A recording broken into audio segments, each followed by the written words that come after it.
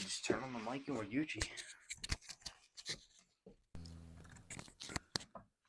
Make it drop from the top. What? Whoa. Sorry for cussing. Sorry for that. Are you good? Welcome back. Episode 45. 45. Yo, we're almost at a year. We're coming up on it. 7 more weeks. That puts us into quick. what? End of April? Yeah, something like that. Something like that. End of April. That puts it episode 52. Math checks out. Slight work. Let me start us off with some weekly good news, baby. Always need that good news. So, still hard to find, not gonna cap. But this week we have robots that have been trained to revive coral reefs. So, those coral reefs are gonna stay strong. W to the robots. 1 robots, 0 us. Staying on the sciencey section. Scientists are close to bringing back the woolly mammoth. Dude, they've been saying this for the past 20 years. I feel like I see a new No, they're getting real close, though. They're getting real close. What's new? I don't know. What is new? They got it's just a new clickbait. They got a new millimeter of DNA. Yeah, they're 1/100th closer. I genuinely remember many years ago, seeing documentaries. Oh, bring the woolly mammoth back. By 2015, we're gonna have it back. By 2020, we're gonna have it back. What's the point, though? Bring the woolly mammoth back. What's the point of bringing it back, bro? I think the major point is just bringing back an extinct species because it's doable. We have elephant DNA. Yeah. So it's just splicing, So a revolutionary. I guess it would be good for animals that are also science. about to go extinct as well. What's a animal that's about to go extinct? Polar bears. Yeah, basically anything in the Arctic. True. Penguins. Yeah, dude, all of them. The penguins. All right, and then April 8th, mark your calendars. There's a solar eclipse, and NASA is asking for people to report any weird sightings that day. What is that? Any weird sightings? I think they mean nature thinking that it's nighttime when it's really daytime. So certain animals being active or bugs coming out and stuff. Or aliens. Who knows? No, dude. I remember the last time it happened, a full solar eclipse or something like that. I drove 13 hours to North Carolina and we watched it. That's crazy. Because it lasted 2 minutes max. Yeah, it's quick. And when it was dark, all the bugs were chirping. And then when the light came back out, everything was just silent again. Report it to NASA, baby. No, dude. It was actually a wild experience. I was going to ask, do you care? I'll forget. And then, maybe that day I'll remember. What? Do you actually, I could care about the solar eclipse? Yeah. Nah, it's going to happen again. Yeah. It's going to happen again. I don't understand, what's significant is that it doesn't happen often, but I can wait that long. I don't need... Now, people that are doing research and stuff, they're hyped. So hyped. Yeah, they're like, yeah, let's go. This is their birthday. Yes, dude. Yeah, their birthday every 8 years. Yeah, but it's the people with leap year birthdays. Yeah. They're hype about this. Yeah, imagine the hype that they have. It probably means something more to them than it does to us. 100%. It doesn't mean anything to me. Will I drive 14 hours to see it again? No. That was crazy. I can't lie. Well, I didn't drive it, but would I go through that again? Probably not. No. It seems a little extra. Would you? No. Or are you saying like I said, I'm gonna forget after this episode. I'm gonna forget, and then maybe remember on April 8th. Only because TikTok will put it on my 40 page. Yeah, facts. I hope some alien thing happens. Imagine the aliens just come down there yep, we are taking all of you. It's either get breeded or you're dead. Is that all you have for good news? Yeah, that's unfortunately it. Oh, great. Good news. The aliens are going to come down and get us. Word of the week brought to you by Urban Dictionary. Yes, not a sponsor. Piggy whipped. What? Piggy whipped. First thing I think of, your piggy toe. Your little piggy toe. No. To be followed and or pulled over by the police. While speeding inattentively, I noticed flashing lights in my rear view, only to realize I had just been piggy whipped. So the act of getting pulled over by a cop. Yes. Piggy whipped. I might use that. That's not terrible. I would give that 7.5 out of 10. That's not a bad word. I just got piggy whipped on the way over here. Piggy whipped. I think it's a little derogatory. It definitely is. Definitely derogatory towards the cop calling him a pig. 100%. And they're whipping you, but It's catchy though. I piggy could see whip. it catching on. Piggy whipped. Yeah. Put that in with hush mode. Make that I piggy used go in hush mode. Yo. Speaking of hush mode, I used hush mode yesterday because of the UFC 299 was last night, and I said I cannot wait until Sugar Sean O'Malley puts Cheeto Vera in hush mode, Did he? and he did. He did. He went 5-0 in rounds, and it was embarrassing. He actually put on a clinic on the kid. I reported 186 strikes for Sugar Sean O'Malley to Cheeto Vera's 90 strikes. Oh my gosh, literally double. He literally pieced him, bro. It was not close. It was a sight to see for sure. But I mean, he lasted the whole time, right? Yeah. He bro, stayed in it. He took this one knee to the face. It sounded like someone actually clanged two iron pans together. I don't know, like, dude actually has an iron chin. It hit him right here in the lower cheek. Oh, it was mean. The ocular. Yeah. The ocular cavity. It was bad. He that would be swelling. Up here. I don't know what that would actually be. This would be cheekbone, right? Yeah, something like that. But that was a wonderful performance. Sugar Sean undefeated, the defended heavyweight champ. In more UFC news, same fight. Dustin Poirier KO'd BSD Benoit Saint Denis. The number 2 ranked Dustin Poirier defends his spot. Put on a clinic. He looked like he was losing the fight in the first round. I'm not gonna lie, but then second round he clipped him, and but he went night for real. Clipped him. It's the orbital cavity. I don't know why I thought it was the ocular. Orbital, ocular. Damn, but dude, he clipped him. That's why you're never gonna get hired. When's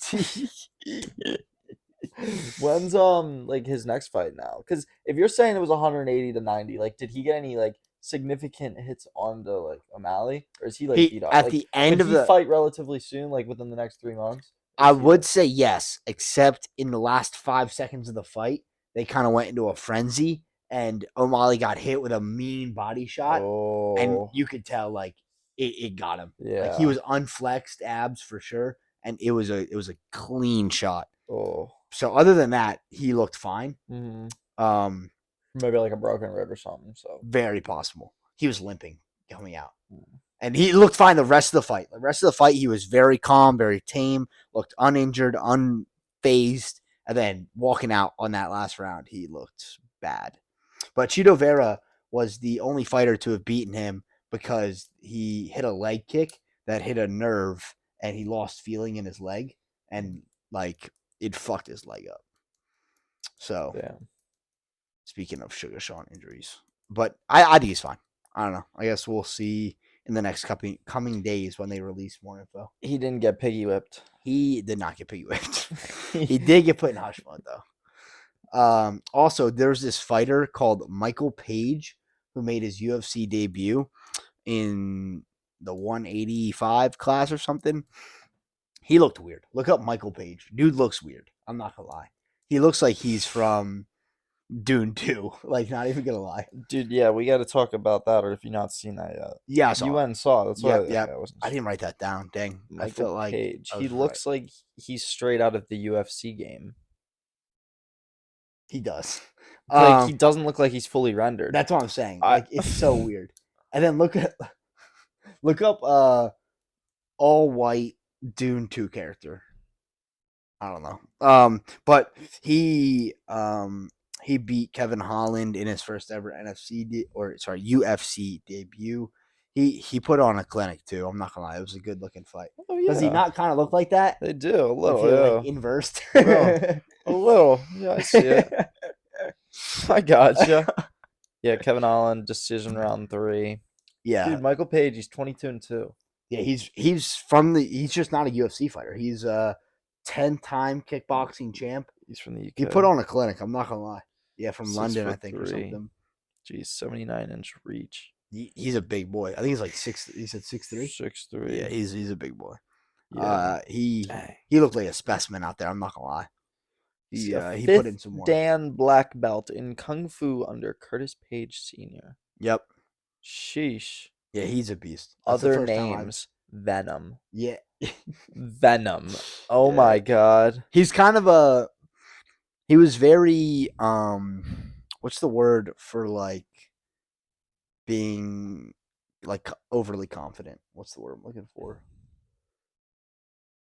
Cocky, I guess. Arrogant. I'm looking for arrogant. He was being very arrogant in his walkout, and during the fight, he had some like mid-fight celebrations.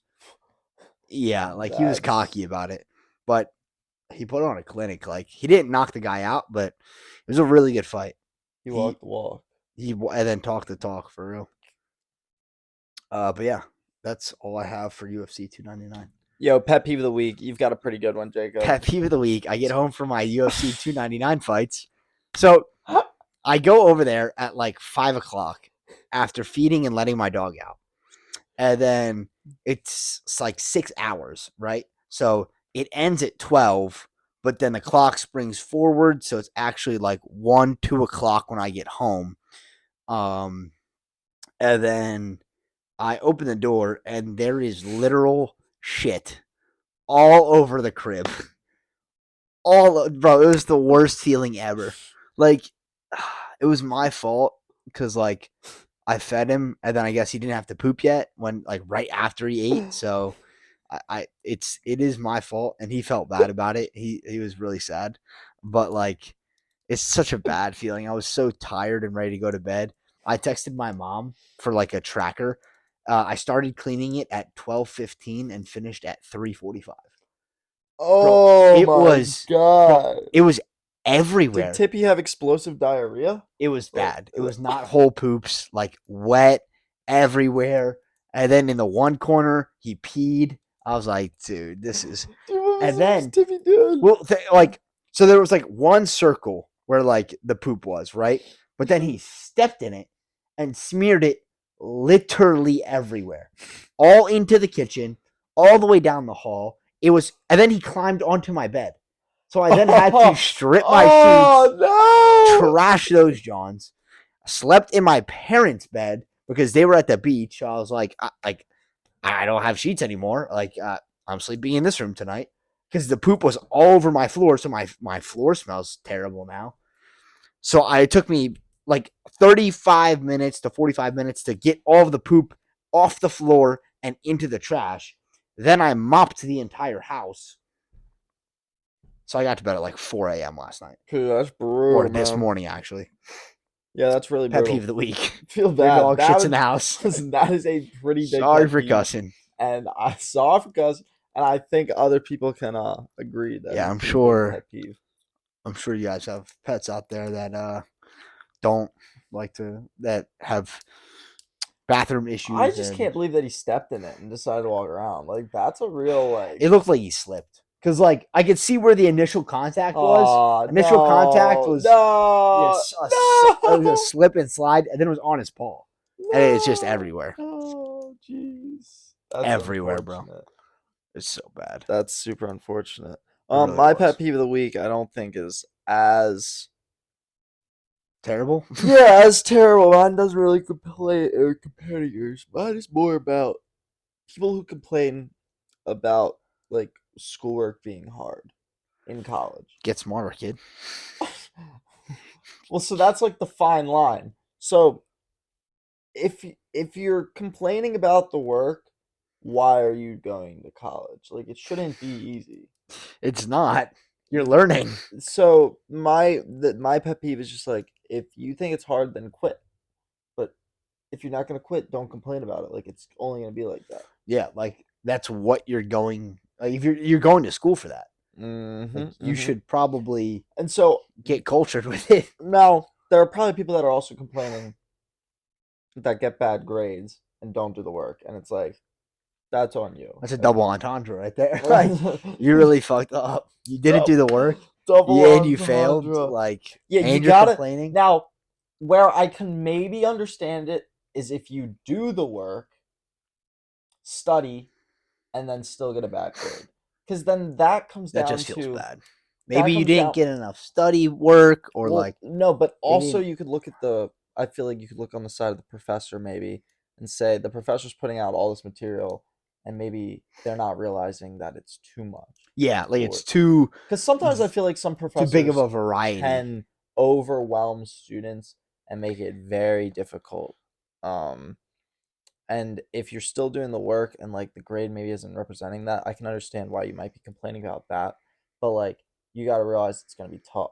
So the pet peeve for me is just like it's gonna be tough. The only thing I can Complaining isn't gonna help. give you a valid excuse for is like if the professor's assigning an excessive amount of work and like it is just taking too long. Like Because it's at that taken point, into nothing's other classes where you should be like studying for that or something. Yeah, because then it's just ineffective. Like you're probably mentally fatigued and not learning and consuming all the knowledge, and then you're stressed because you're taking up so much of your time, and now you're pushing off other stuff, and then the dominoes start to fall. Oh, the dominoes start to fall. They collapse real quick. But that's the only excuse. Like if you're just complaining about work being hard, it's like suck it up, bro. Yeah, you gotta lock in. Yeah, lock in, bro. Dial in. You can't be complaining about work being too. Make it easier because like stuff isn't gonna be. It's like not gonna be handed. That's to a you. curriculum. Like you just gotta. Yeah. You gotta, maybe you shouldn't have signed the syllabus, buddy. You gotta march. Yeah. Maybe drop the class, change majors. I don't know. Something. Yeah, stick it. We're gonna roll into high-low. I got some high-low dates in history on objects relating to the bathroom. Starting off with toilet paper. Paper became widely available in the 15th century, but in Western world, modern commercially available toilet paper didn't originate until 1847, when Joseph. Can you imagine wiping your ass with this? We'll get to that. When Joseph Gayetti of New York marketed a medicated paper for the water closet, sold in packages of 500 sheets for 50 cents. There's a lot to break down here. So yeah, for starters, I couldn't imagine using like hard paper. They probably were using maybe like leaves or something. That I don't know. Actually, I would probably rather do the leaf. I'm not gonna lie. Yeah, some soft wool, leaf, like a wool of some sort, but that would be kind of expensive too. Yeah, that'd be Like how are you flushing that down the toilet? Well, I mean, they weren't flushing. It was an outhouse. It was just like a 15-foot hole, and like once a year they would just shift the toilet over and fill the hole in with dirt. Am I wrong? Such a W. That's what I would do. I feel like you would dig your 15-foot hole every single year. You would use that. Imagine the new year hits and you're not counting down the new year. You're actually just digging a new hole because you ran out of room in your old shitter. Yeah, dude. But so yeah, then medicated paper for the water closet.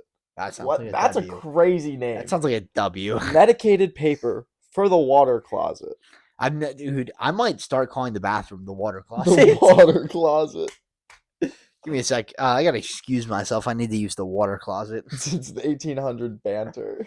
Seriously, that's some hush mode type stuff. I'm trying to go meet in the water closet.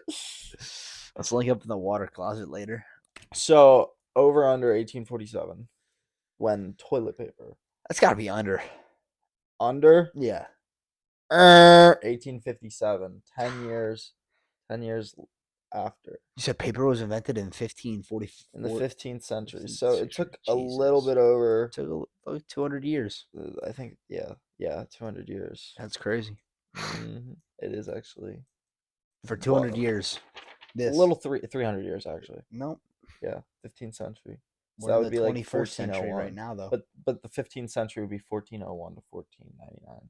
Oh, right. I had them switched. No, so dumb. All right, 0 for 1. Towels. L. However, the invention of the towel is commonly associated with the city of Bursa, Turkey. In the 16th century, these Turkish towels began as a flat woven piece of cotton or linen, often hand embroidered. That's kind of hype. Over, under the 16th century. The whole century? It's got to be under. You're taking the 14th under? 14th century. Jesus. The 17th century. Jesus, brother. So from 1600 to what? 1699? Yeah. We're throwing. Yep. 17th century is when towels were first, nice. At least commercially available. Next up, 0 for 2. Toothbrush. In 1790, William Addis invented what we know now as the modern toothbrush. He attached pig bristles to a specially carved handle made from cow dung. Over under 1790. Give me the under again. It's taking the under. It is the under Thank the Lord. 1780. My first thought is pig bristles. I don't know if I'd want to be putting some pig hair in my mouth, but at the same time, it's just hair. Dude, It's not on the pig anymore. It's probably clean. Yeah, sure. What? Truth. That's the truth. Were they bleaching the pig No, bristles? but they definitely cleaned it up a little. What were they brushing with at that point? Just water? Yeah, Mint? I should have looked up toothpaste. Yeah. I got shampoo on the list, but you know what? Well, we're gonna do Call an toothpaste right audible. now as a little extra credit, just call an because audible. you're 1 for 3. Yeah, we need the extra credit right now. We're failing. Oh yeah, you're not even 33 ready. All right. 33%. In 1812, a dentist named Peabody was the first person to add soap to dental paste, followed by John Harris in the 1850s, who added chalk as an ingredient. So, yeah, 1812 is your line. Over under 1812. Under. Under 1824. For the There's under is mine at not slapping today. Let me tell you what. In 1824, a dentist named Peabody. First name unknown. Wasn't Peabody like a Mr. inventor? Peabody and Sherman. Yeah. It's a movie. It's a movie. But it's like a it was talking based on dog. no, that was based on Oh, well, like an actual person. I thought though. maybe it was this guy. Yeah, I thought First he was name an unknown, inventor. Mr. Peabody. Mr. Peabody. So I'm saying I thought it was an actual person. Like it was, wasn't based on true events. That but extra credit did not help you. did at not. all. We're now 1 for 4. We are now 1 for 4. All right, next up, shampoo. Germany, 1903, the first time that women didn't have to stir up their own poo. Berlin chemist Hans Schwarzkopf invented champagne. What did you just say? I think that's how it's pronounced. What? They didn't have to stir up I their don't know. own The poo. first time that women didn't They were have using- to stir up their own poo. They were using shit as shampoo. No, but like poo is No, I don't know how to explain. No, it. go ahead. Let me see you try and explain this one. It's like a lotiony paste. You ever seen how like shaving cream, like fresh shaving cream? Yeah. They'll take a little like drop of this, put it in a bowl, and then stir it Yeah, around, and that'll yeah. be like a little Poo. It'll be pooey, Oh, yeah. pooey? It'll Okay. be a little pooey. Okay. Yeah. Sure. Yeah. Well, that's what poo is. Okay. So what's the over under? Pooey, but it's not spelled the same at least. Hans Schwarzkopf invented champagne, spelled Schaumpon, a violet scented powder that became available in German drugstores. Over under 1903. Shampoo. Over. Wrong. I'm gonna. 1893. I'm gonna hurt someone, bro. I'm gonna violently hurt someone after this episode. 1 for about One for- making it. It's like I'm reading what your mind is gonna not do. All right. Next up, hairbrush. Wait, it was violet flavored. Violet Scented, scented powder that became available. Is it weird that I So, think of a violet and I think the color, not the flower? Yeah, you're right. It should be like starts with an L. Lavender. Yeah, I feel like lavender is what I associate That the would go color dumb. violet. That's with. what I'm Not like right. violet. Violet, I think scented. color. Yeah, Like I'm thinking the violet color. You can smell that blue over there. Yeah, like blue scented ocean. But no. So this powder was mixed with, I'm assuming, water, and that's what made the poo. Yeah. So they would put the powder in the water, brush it up, and it gets this. Gets it the job done. The champagne, however they pronounce that. All right, You're talking about hairbrush. champagne, brother. Dude, it looks like it spells champagne, but the hairbrush, as we know it today, with its familiar array of bristles mounted on a flat surface, was not introduced until the late 18th century. The creator of the modern hairbrush was none other than William Kent, an English entrepreneur who founded the luxury goods company Kent Brushes in 1787. Hairbrush. Over. You're taking the over? Have to. 1777. Kidding me, bro? Are you actually joking? I'm not joking. You can look at these dates. 1787 is marked in red, and 1777 is marked in green. So that's the obviously, yeah. That is the under. Makes a lot of sense for sure. You are 1 for 6. This Next game's up. a fucking scam. Shower. The first known mechanical shower operated by a hand pump was patented in England in 1757 by William Feetham, a stove maker from Ludgate Hill in London. His shower contraption used a pump to force the water into a vessel above the user's head, and a chain would then be pulled to release the water from the vessel. That's hype. Over under 1957. It's got to be under, right? You're taking the under. Yeah. 1767. At this point, I think you're doing it on purpose. Buddy's Bro, how was shampoo invented in 1800, but the shower was invented in 1957? What are we doing? I don't know. You want to talk about cleanliness? We'll get to that later. Bro, what are we doing? We'll get to cleanliness later. Yeah. The math's not adding up, bro. Finally, the digital scale. First invented in Japan in 1975. Whoa. Digital scales have since become the most popular type of weighing scale worldwide. Today, a strain of gauge load cell is the weight transducer in digital industrial scales. Over under 1975. Under. Checking the under. Ding, ding, ding. Goes 2 for 8. 2 for 8. Basically, He's 1 done for it. 4. He's got a 25% chance. That's terrible. Not his best showing. But That yeah, is the under. rough. Mm, That was my worst showing ever. probably. I think we can blame it on the lack of sleep. Lack of sleep is getting that. That's what we're Basically, gonna blame it on. back to the pet peeve of Yeah. when your dog just takes a dookie everywhere and then decides to walk around and sit down. Speaking of a dookie, Mike Tyson is about to fight Jake Paul live on Netflix for the first ever streamed boxing event in July of this year. Have you heard about this? I have indeed heard about I think this. everyone in the world has. I'm not gonna lie. Yeah, dude. Or everyone in the U.S. at least. Pretty big news. Dude, I'm so tossed. So I like watching Jake Paul's fights. We've talked about this before on the podcast. God, it's so hard to defend the kid. Yeah, It's so hard. How am I supposed to defend him after he just fought a washed dude who hasn't fought in 5 years, and now he's going for a dude who hasn't fought in 20 years? Yeah. Like, bruh's 57. 57. How old is Jake Paul? 28, 27. Something like that. Dude. Let's see. First in He's 27. 27. So Mike Tyson's a whole 30 years older than the guy. Mike Tyson could be his dad. Jake's basically going out there and he's like, literally. Dad, like, we're just gonna wrestle like old times. Like, it's let me put this in perspective. Mike Tyson was what, 28, and he wasn't even born. Yeah. That's the right math on that, I think. 29. Dude, like, Mike Tyson was in Like, high school, and Jake Paul wasn't even like an idea yet. He's not even close. Not even. Bro was 20. Bro was in his prime, and Jake Paul wasn't an idea yet. Like, Yeah. No, I'm with you on that sense, Jacob. he had 10 years under the belt, and Jake Paul wasn't even alive yet. Yeah, I get he's doing it for views and stuff, but if he wants to be respected, fight someone that's actually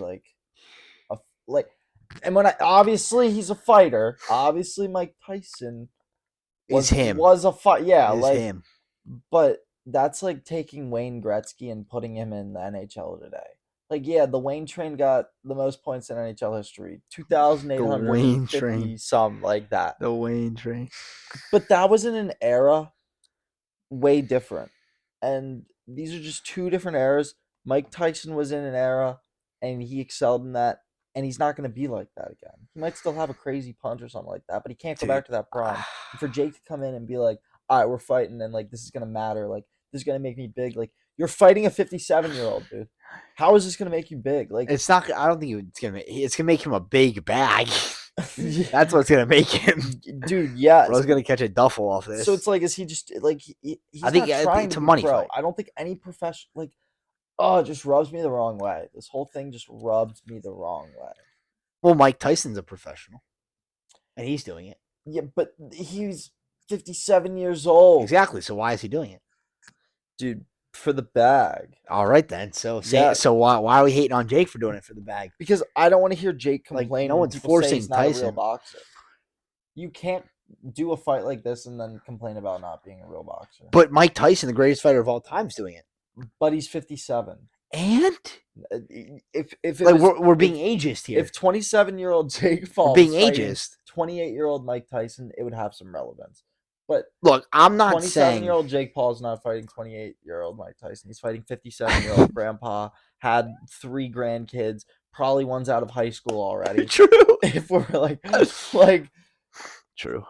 he's got his 401k probably already like I don't even know how to explain it, dude. It's just rubbing me the wrong way. I don't think this is a step toward, because he keeps saying he wants to be world champion. I don't think this is a step toward world champ. Yeah. I think this is just a step toward becoming a billionaire. Because bruh, he's got to be kept, dude. I really want to know what he's getting paid for this. It's got to be 6, 7, 8 figures minimum. 8 figures. I'm thinking 50 million. That's my guess. My higher echelon guess. Lower echelon 20 mil. What? Bro, it's got to be, dude. It's got to be a bag. How many people do you think are gonna watch it? Everyone, bro. It's a free subscription. Oh, really? Yeah, it's on. Anyone who has Netflix can watch it. Dude, think about the That's ads. what I'm saying. Like, this is going to get them There's like 550 million active Netflix subscribers or something. Like, this is going to get them a bag. If they get $1 off each subscriber for Netflix for this, because of the ads they run on the fight, that's 550 million. And that means each fighter is getting 10% of the purse. That's not unreasonable. Like, this is a duffel. Like, they are going to unload a truckload of money at each fighter's house after this fight, dude. Yeah, that's kind of insane when you actually think about it. Yeah, you do the maths, and it's like, I'd take the fight too, straight up. Yo, hear me out. 100 million, you taking a punch square to the face from Mike Tyson. Give me the 100 mil. Give me 100 mil. Like, you're just taking it to the face. To the face. Wait, can I get my guard up? No. This is dumb. Like, it's like you turn. It's like the slap contest. You're you and I'm Mike Tyson. Just so it's a jab. Or is it a hook? Like, it'd be a hook. I don't like, the hook scares me. The hook scares me. Like, it would be a boom. Like, to the jaw. Like slow. Yeah, I'm gonna need reconstructive surgery after that. 100 mil, you doing it? I'm taking that all day. Okay. 10 mil, you still doing it? Dude, I'll do it for 8 mil. Okay, what about 100,000? No chance. Not 100. No chance, bro. What the fuck? 100 grand? Break my face for 100 grand? No. Okay, but like, like $500,000 is where I draw the line. $500,000 is probably where I draw the line. 250,000. No. $250,000. Think about that. That's 5 years of work. Yeah. That's it. Okay, but think about what you could do with that 250 mil right off the bat. It's not worth it, bro. It's fucking not. It is straight up not worth it. Okay, man. So 500 grand is the line. Pretty much. You think 500 grand, you take 250, put it in a savings account, high interest, you're getting 8% off that, John. Not a savings account, but like a brokerage account. You're getting 8% off that. In the next, by the time you retire, it's like 20 times more the amount. That's like, what's that math? Times 4 times 5. That's 5 million right there. The other 250,000 you take and you buy a house.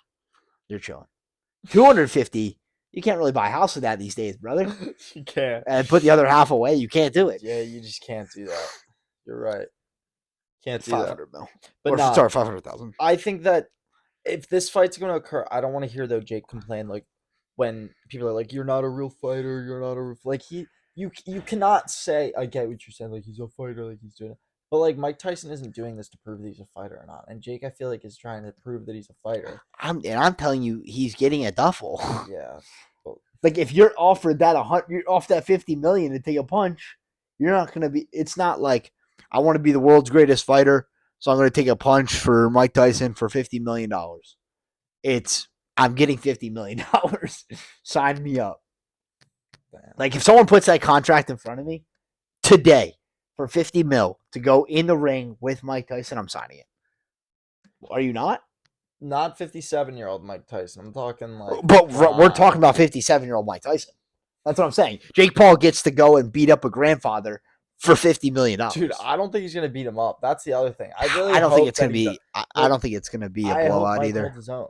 Because I think he will. 2 years ago, didn't he say that he would murk him? He did. He was talking that rah-rah.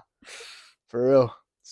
He was. And it's an exhibition or not? Like they do have headgear. I don't know. Did you get the deets on I that? don't have the deets. I don't think it's been released yet. But the way they're talking, it sounds like they're just going. Dude, that's kind of nuts. You got to assume there's going to be headgear, though. Dude, Like when Logan fought Floyd, there was headgear. It was a real exhibition type shit. But, Sure. like, God, you got to think. God. I don't know, dude. man. If someone gets knocked out, it's What are gonna be you betting your crazy. money on though? If you had like $100, I literally don't know. who would you... I'm gonna bet that the fight goes the distance. I don't think anyone gets slept, not with headgear on, and they're probably gonna have heavy gloves. So who would you bet though wins? No one. I'm betting that the fight goes the distance. Oh, I don't know. Like Mike Tyson, you gotta bet Tyson. Mike dude. Tyson's got to be a better striker, right? I haven't seen. Obviously, I have no fight film to watch, but the clips I've seen of him hitting the mitts, he looks sharp, Dude, like yeah, power sure. wise. But that's also way younger him. No. There's clips of him like last year hitting mitts, and he still looks good. Energy, stamina, strength at the moment, probably going to Jake. Precision and accuracy, I'm giving to Tyson right now. Okay, yeah, I can agree with that. But like, how much is it really gonna matter?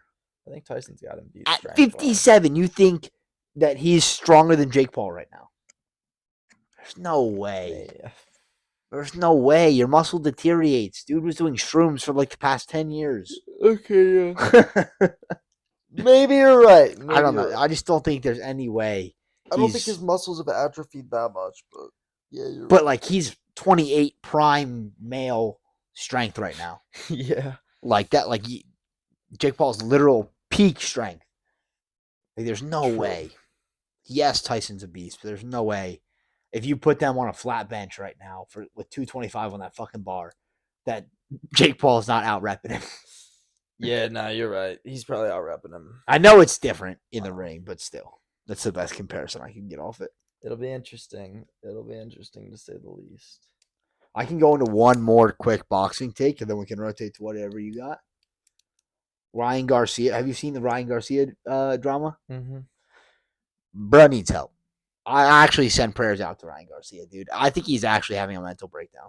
Wait, hold up. I'm saying yes, I know about it. Like he was getting called out or something like that to go fight people, but no, he went on all social media pages and started like calling out the FBI and shit. And he was like calling out the government and the upper echelon society for making him. They apparently like tied him down and forced him to watch pedophiliac doings on small children. That's what he's claiming. He got taken into the forest and was forced to watch very bad things happen. So then he went on like, what? Yeah, then he went on to social medias and was like, I can't keep quiet about this anymore. I have to say something. I can't let them keep doing this to the kids. Like, this hurts my heart. Like we need to stop this. And then he literally got on the Twitter or the X space, you know what I mean? And he was talking to Andrew Tate, and Andrew was like, I've been trying to tell you guys this, like, but like you need to be quiet or they will come for you. And bro, I'm not gonna lie, it looks bad, bro. Like there was, after like a day or two of all this happening, there was a video of Ryan that got released, and he was apologizing for talking about it all and said he's going to keep his social medias clean and only talk about sports and boxing from now on. Bro looked like he got drugged. Like he looked like he was on a fucking loop. Like heavy doses of something. Like they put him on whatever the fuck they put Kanye on type shit. Like, dude, it was bad. Dude, crazy you brought that up. That's sort of like what my main topic is. Literally, on today's episode of How Fucked Up is the United States, And we will for sure get shadow banned for this. Yeah. But No, this content is for 18 over. YouTube, don't take this down, please. dude, This is all hypothetical, and none of this is factual. have you ever heard of Project MK Ultra? MK Ultra? I've not. Dude, well, here you That's go. right. Here we go. This is confirmed information, by the way. It was an illegal human experiments program designed and undertaken by the U.S. Central Intelligence Agency, also known as the CIA, to develop procedures and identify drugs that could be used during interrogations to weaken people and force confessions through brainwashing and psychological torture. It began in 1953 and was halted in 1973. MK Ultra used numerous methods to 20 manipulate years. its subjects' mental states and brain functions, such as the covert administration of high doses of psychoactive drugs like LSD and other chemicals without the subject's consent. So electroshocks, hypnosis, sensory deprivation, isolation, verbal and sexual abuse, and other forms of torture. Yeah, I mean, Dude, it like, and we wonder why mental illness runs crazy. Bro, those guys' lives are probably not their lives, really. Their brain itself is probably literal mashed potatoes after that. 20 years of ruining people's lives. Congratulations, CIA. Let's give it a round of applause. Dude, yeah, and what I don't want to say this because I don't know if it's confirmed or not, but like in the sense of, but you're gonna say it anyway. I'm gonna say it anyway because I wouldn't put it past the United States because there's other document cases of them doing it, but on individuals that are like special needs per se. So like the United States back in the day would just take them and just do tests on them, and like, how does that help with anything? One, like, what do these tests really serve other than like we know these drugs aren't good? So, yeah. like, inserting them into someone's bloodstream like over and over, like what are we trying to accomplish? Like, dude. putting them on this, like, you know what's going to so occur. sick and twisted. And to do it for like for brainwashing, like what's to say that they didn't like finally come to a conclusion and they use that nowadays? They probably do. Yeah, like they probably did it for 20 years and we're like, all right, the most effective way to do this is to microdose them with LSD and then show them videos of little kids getting touched, and then they'll probably confess. And that's probably what the CIA uses to this day, bro. Like, dude, I just don't get though how that stuff is regulated and how it's not more put out to the public, because this was just something that was going on for 20 years and no one, like, I mean, there was probably backlash, but like, bro, yeah, like I didn't see any riots about that. Yeah. Like, yeah, where's the protest for that, bro? I don't know if you know about this, but Operation Paperclip. No. So it was a secret United States intelligence program in which more than 1,600 1,600 German scientists, engineers, and technicians were taken from the former Nazi Germany to the United States for government employment after World War II. So when World War II was done, we the United stole States, their scientists. Yeah, just took them. Dang. Just took them and employed them in the United States government. That's interesting. They didn't receive any like reprimand for all the abuse that they had done. Yeah. All the tests that they had done on That's crazy. The Jewish population, like, feels bad. Like, just America, what are we doing? Well, is it like, do you think that one could be because they were ordered to do such? Like, think about that, bro. Back in the Nazi era, like, if you were, so say right now, right? Say my uncle, right? He works for the police right now. Mm-hmm. If we were going to war, right? And we said we're taking over Canada, we're taking over Mexico, and my uncle was like, nah, I'm good. I'm not going to do that. And we're in the Nazi times, and we have like a dictator right now, and we're killing hundreds of thousands of people. You think his life isn't at danger if he was to be like, nah, I'm good? So what you're saying is that maybe the 1,600, like what they didn't have a choice. What was their choice? Their choice was do it or die. Mm-hmm. Like, I'm not saying what they did was right at all, but I'm saying, like, what choice did they really have? Like, back then it was straight up, do what you're told or die. Like, I'm pretty sure they killed their own Nazis. Honestly, I wouldn't be surprised if like there was some fraternization or like Yeah. anything along the lines of rule breaking. They definitely would Extreme punishment. reprimand them. Yeah. Yeah. So like you almost got to feel bad. Like if you have any sort of morals back then and you're an actual good scientist, like imagine a scientist trying to cure cancer and then Hitler's like, all right, I need bombs. Yeah, go do tests on these twins over there. Yeah, literally. Like it probably wasn't by will. It is still kind of interesting that we just took 1,600 of them and said, you're ours now. Yeah. But like, I don't think all 1,600 of those people were terrible people. You know what I mean? Yeah, but I bet a few were. 100%. Considering like engineers that like, because this was for a world war, so like any technology wise, like planes, ammunition, bombs, protection, everything, infrastructure, 100%. Yeah, so like I don't know. I bet some are loyal, and we just adopted them over. That's like all these, like those old timers that just extremely, yeah. They probably saw some shit for real. Like, dude, do you think it's possible? Do you think there's an upper echelon of evil, we'll call it Illuminati society, that are the brainwashed? 300. Yeah. What do you call it? What? The Committee of 300. Is that what it's called? That's what it's called. So it's a group of people that are above like, everyone. Everything. That literally rule the world. Yes. And can the Epsteins of the world. Yeah. Let's call it. Okay, here, I'll look up the Committee of 300 and I'll give you the full definition. Yeah. It's a conspiracy theory. I don't think it's a theory, dude. Oh, I'm not gonna lie. It's obviously not a theory. Like, so the more that comes out, the more that it seems like we're fucked and they are running the world. Okay. That's why this podcast will never get out, because they're gonna shadow ban it and kill us. Yeah, for revealing it. The Committee of 300, also known as the Olympians, is a conspiracy theory that claims a powerful group was founded by the British aristocracy in 1727 and rules the world. Proponents of the theory alleging the committee's existence believe it to be an international council that organizes politics, commerce, banking, media, and the military for centralized global efforts.